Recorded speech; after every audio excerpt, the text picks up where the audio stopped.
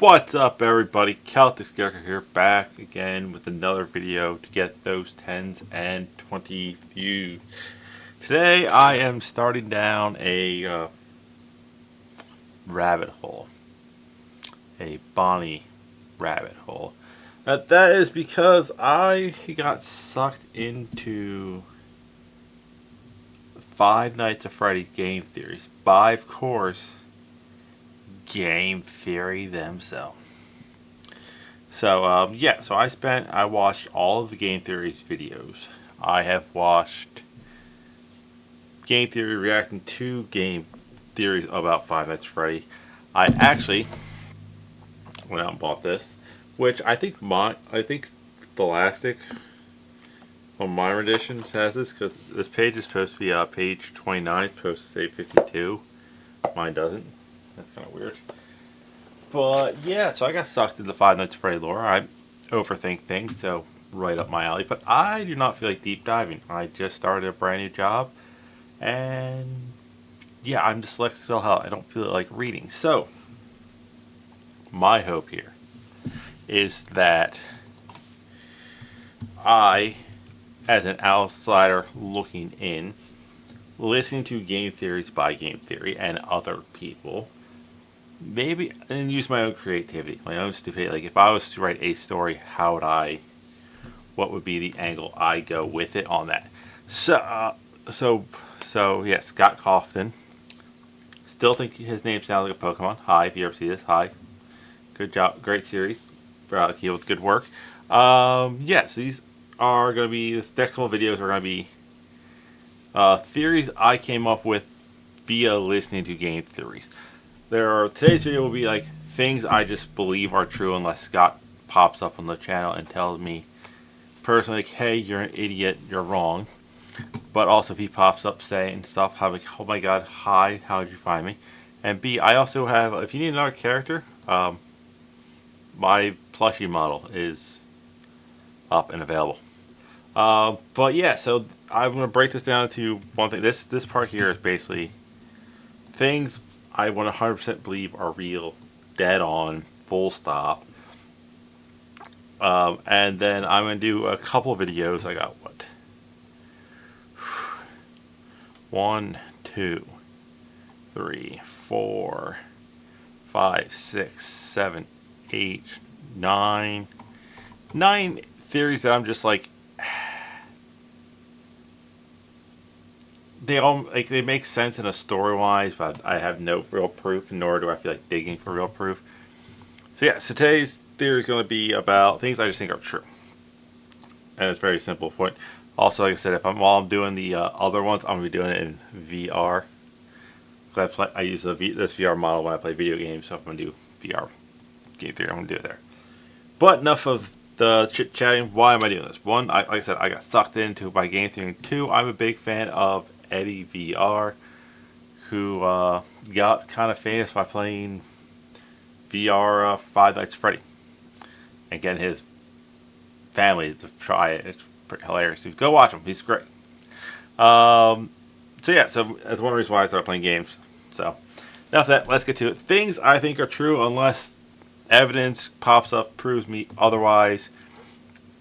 And it's starting off with the Afton family was part of a traveling circus that started pre-World War I, and it was mostly on the West Coast. So California, Utah, Arizona, New Mexico, Nevada, those states. And yeah, what I think of that is they're entertainers by trade. All the mascots kind of have the thing. You have Fall Fest, which has a big top theme to it. So it's just one of those things that makes sense for that to happen at that time frame. Sometimes in the 40s, not times in the 40s, sometimes in the 50s, late 40s, early 50s, William Afton's parents left the family circus to start the first ever Fredbear's Family Diner, which had people in costumes and whatnot. No animatronics at the first place, just a family diner.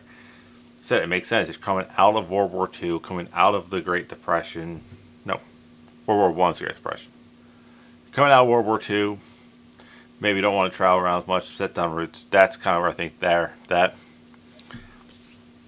Next theory up is I believe all the Aftons are actually just highly intelligent people. It's always like you see like in DC Comics with Thomas and Bruce Wayne are highly intelligent. Marvel Comics, you have Tony Stark and his dad are highly intelligent people. So I think that's just being smart is an Afton thing. Speaking of William Afton, I believe he was born in 1954. Just for a story standpoint, we know the Bite of A3 happens and he has kids. He needs to be alive into the 90s, or, depending on which time you believe Five Nights at Freddy's 1 happens, the early 2000s. This is very plausible for this. He would be, 29, 83? Would have kids by then. And then he would still be alive in 2003 that way. I do think William has extremely high IQ. Figure he was building high-level animatronics, granted, to capture and unalive children, but high-level animatronics in the early 80s when computers were not really a big thing. This is one of those ones that I have no proof on, but it just feels right that William Afton had siblings.